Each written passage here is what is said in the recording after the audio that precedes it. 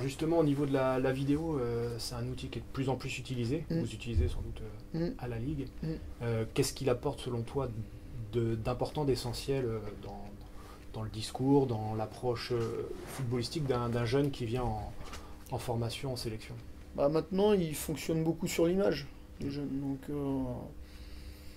faut utiliser. Des fois, ils ne nous croient pas. Ouais. Donc, Quand tu leur dis quelque chose. Ouais, ouais, oui, mais. Oui, mais. Souvent, c'est comme ça. Il y en a qui intériorisent bien et qui comprennent bien, mais il y en a qui ont du mal à se détacher, en fait, et d'avoir vraiment une analyse fine de ce qu'ils font et ce qu'ils font pas. Alors, c'est un outil indispensable. Et puis, pour certains, au contraire, justement, ils se dévalorisent sans cesse. D'accord. Donc, ils ont une mauvaise image de ce qu'ils font. Donc ça peut permettre aussi à certains aussi de positiver leur performance. D'accord. C'est essentiel, c'est hyper efficace. Et puis, il y a le travail individuel, mais il y a aussi le travail collectif sur ce qu'on peut voir. Donc, pour moi, c'est une arme indispensable pour progresser, tout simplement. Donc Voilà. tu penses que tous les entraîneurs qui ont les moyens de le faire devraient utiliser la vidéo, ne serait-ce que revoir leurs matchs ou Revoir les peut-être même leurs matchs entraînements. et même nous en tant qu'éducateurs, c'est-à-dire que des fois, quand on est dans le match, on est un peu pris, on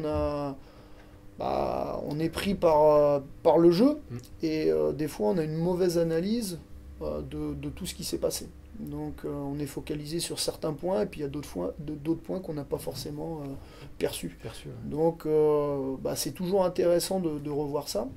Et puis avec les joueurs aussi de pointer sur ce qui peut être amélioré et puis ce qui est bien aussi. Parce que des fois on est toujours sur l'aspect négatif, mais il y a aussi, à chaque match, il y a toujours des points positifs à retirer. À valoriser. Exactement. Donc pour les joueurs, c'est exactement pareil. C'est pas que dans un esprit de critique négative. Donc la fédération, c'est le référent au niveau des formations et tous les entraîneurs. Le but de la fédération, c'est d'avoir le maximum d'entraîneurs en formation. Qu'est-ce que tu pourrais dire à ceux qui ne sont pas encore venus passer leur formation, les nouveaux entraîneurs qui vont commencer la saison prochaine ou qui ont commencé cette année? Le plus dur, c'est de commencer en formation. Je suis bien placé pour le savoir, puisque effectivement, j'ai commencé un petit peu comme ça. Après, les formations maintenant, notamment au niveau de la région, c'est très interactif. C'est très fixé sur la catégorie dont on a la charge. Donc voilà, avant c'était 4 jours bloqués, maintenant on peut les faire sous forme de modules de 2 jours. On peut certifier ou pas certifier, mais au moins ça donne aussi quelques billes sur ces catégories. Voilà, je pense que la connaissance de son public, elle est essentielle. On ne coache pas des U19, on coach des U9 ou des U7 ou des U15. Donc voilà, ça permet, pour certains, il ne faut pas avoir peur, parce que des fois, ça te permet simplement de renforcer les compétences qu'on a déjà. Et puis, c'est comme toute formation, ça apprend aussi à réfléchir, à aller un petit peu plus loin aussi dans ce qu'on fait. Et puis, ça apporte quelques billes aussi supplémentaires. Puis ça Voilà. te permet aussi de rencontrer d'autres entraîneurs de la même catégorie, Exactement. de la région, et de pouvoir échanger un petit peu. Qui ont des fois les mêmes problématiques, alors parce qu'il ne faut pas se voiler la face, les problématiques elles sont les mêmes qu'on soit un club de 100 ou de 200 ou 600 licenciés, sauf que les problèmes ils sont plus ou moins importants. Donc ça permet d'échanger aussi sur les problèmes qu'on peut avoir et puis des fois de les régler tout simplement, en discutant simplement avec d'autres personnes. Et puis je pense qu'être entraîneur c'est aussi développer son réseau. Donc effectivement, en discutant avec les uns les autres, ça permet aussi de faire ça. Donc voilà, faut pas non plus se donner des objectifs trop importants, mais ça paraît essentiel. Moi, ce que je dis souvent en formation, quand on confie son enfant à l'école, on ne le confie pas à quelqu'un qui n'a pas de diplôme. Et en football, c'est ça. Et ça devrait être ça. Dans d'autres disciplines, quelqu'un qui n'a pas de diplôme, il peut pas encadrer. Alors on ne demande pas d'être tout le monde BEF, bien évidemment, mais avoir un minimum de connaissances sur l'activité et sur le public, ça paraît essentiel. Ouais, et puis justement, le panel de diplômes proposés, enfin de formations proposées par la fédération s'est grandement augmenté ces dernières années. Et du coup, le nombre de personnes qui assistent aux formations aussi drastiquement augmenté. Bien sûr. Voilà, l'idée quand même, c'est d'avoir une équipe, un éducateur former ou au moins informer. Ça, c'est le but de la fédération. C'est l'objectif de la fédération. Voilà. Alors, voilà, c'est un but pieux, hein, c'est un grand objectif, mais on essaie de travailler là-dessus par rapport à ça. Et du coup, on va retrouver un football, des footballeurs un petit peu plus, je veux dire pas formatés, mais qui auront des manières de jouer, des buts de jouer quand même plus précis, et des manières d'être encadrés surtout. Ouais, après on travaille aussi sur le comportement, voilà, parce qu'on a connu il y a quelques années, voilà, pour être un bon entraîneur, il fallait brailler tout le temps. Alors que on en voit encore. Ouais, on en voit encore, mais on s'aperçoit, et puis quand on est joueur, on s'aperçoit qu'à un moment, de toute façon, quelqu'un qui braille tout le temps, les joueurs ils déconnectent, hein, donc ils entendent un bruit, mais ils savent pas si. Donc on essaie aussi de travailler aussi sur le comportement alors ça veut pas dire non plus, il faut pas tomber dans l'extrême, qu'il faut rien dire, mais faut quand même se cantonner sur l'aspect de repositionnement des joueurs, l'aspect technique, voilà. Allez les gars, faut y aller. C'est pas des infos très précises. C'est pas des infos assez pertinentes par rapport aux joueurs. Et puis voilà, vaut mieux une ou deux informations très ciblées plutôt que parler en continu. Donc on travaille aussi là-dessus. C'est pas évident, mais c'est comme ça. Justement, quelle est ta définition d'un bon entraîneur? Un bon entraîneur, un bon éducateur. Éducateur. Ça peut être différent.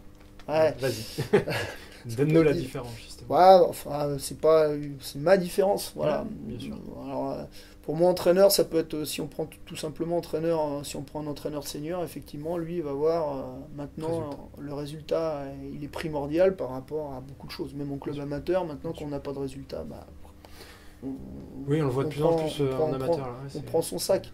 Voilà, éducateur, effectivement, le résultat, il est important, mais il n'est pas primordial. Voilà. Après, c'est ce qu'on disait tout à l'heure, même sur les sélections. Le résultat, il doit être la conséquence de ce que tu as fait avant. Voilà. C'est quelque chose d'important, ton résultat, mais ça ne vient pas du tout en priorité. C'est pas gagner n'importe comment, dans n'importe quelle condition. Voilà. Après, voilà, je pense qu'il y a les notions éducateurs et les notions éducatives qui sont aussi primordiales. Et puis, on en parlait aussi, si c'est pour avoir 14 joueurs et puis toujours les 3 mêmes remplaçants qui rentrent jamais, ou 2 minutes ou 3 minutes, pour moi, c'est pas. Là, on n'est pas dans sa vocation d'éducateur. Voilà. Ouais, on va les perdre, ces joueurs. On les perdra, et puis voilà, des fois, on a des. Chez les petits, des fois, j'ai une pépite, ou alors lui, il est nul. Voilà. Et il y a toujours un juste milieu parce que faut pas être trop hâtif sur ses jugements, notamment chez les petits, parce que le bon peut régresser ou pas avancer, et puis celui qui était un petit peu moins bon, il peut avoir un déclic, et puis ça peut vite s'inverser. Donc voilà, à partir du moment où on a des joueurs, il faut les faire jouer. Quelqu'un qui fait que les entraînements, il joue jamais le samedi, c'est pas suffisant. C'est pas suffisant. Donc il faut aussi se donner des critères, mais c'est à chaque éducateur de se donner ses propres critères.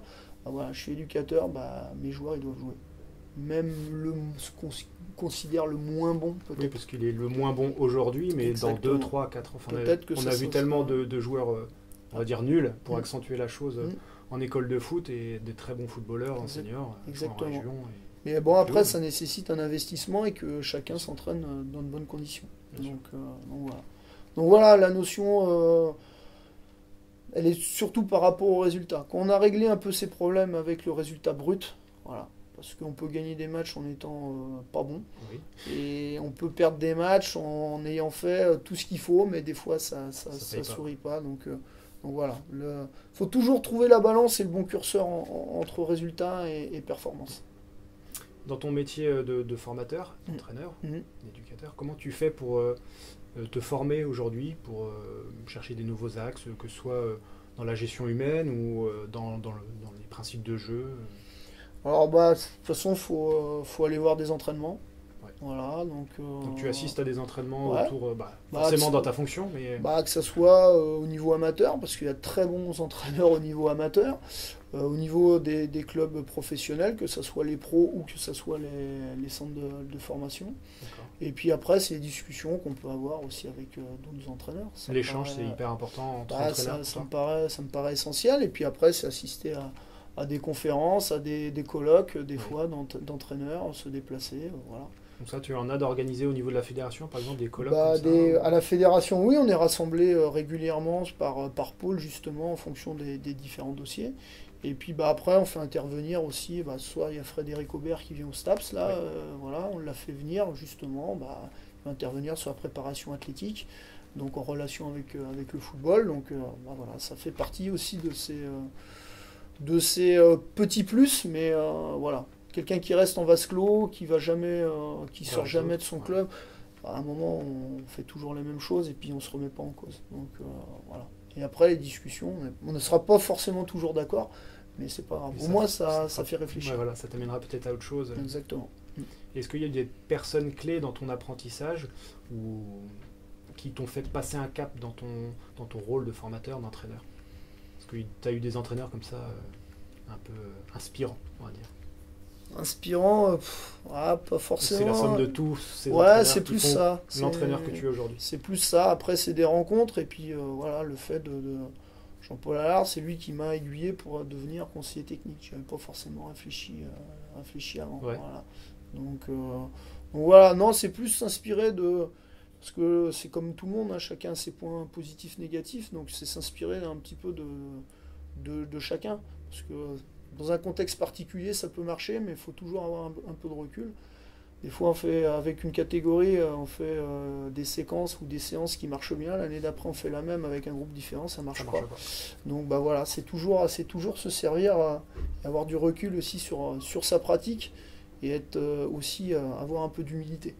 Voilà. Alors la constante envie de se remettre en question en fait. Voilà, et quand ça marche, c'est bien, mais le danger, il est surtout là. Voilà, donc c'est aussi être toujours, voilà, j'ai gagné, c'est bien, mais, et j'ai perdu, c'est pas parce que j'ai perdu, je suis le plus nul. Bon, faut gagner quand même quelques matchs, hein. Si on perd tout le temps, faut peut-être se remettre en question. Faut peut-être se poser des questions. Mais voilà, c'est toujours la balance et le curseur qu'il faut savoir placer. D'accord. Si un jeune ou un moins jeune vient te voir et il dit j'ai envie de devenir entraîneur, tu lui réponds quoi et tu lui conseilles quoi justement? Alors s'il est jeune, je lui conseille de continuer à jouer. D'accord. Plus on joue, plus on a la connaissance, plus on ressent le jeu.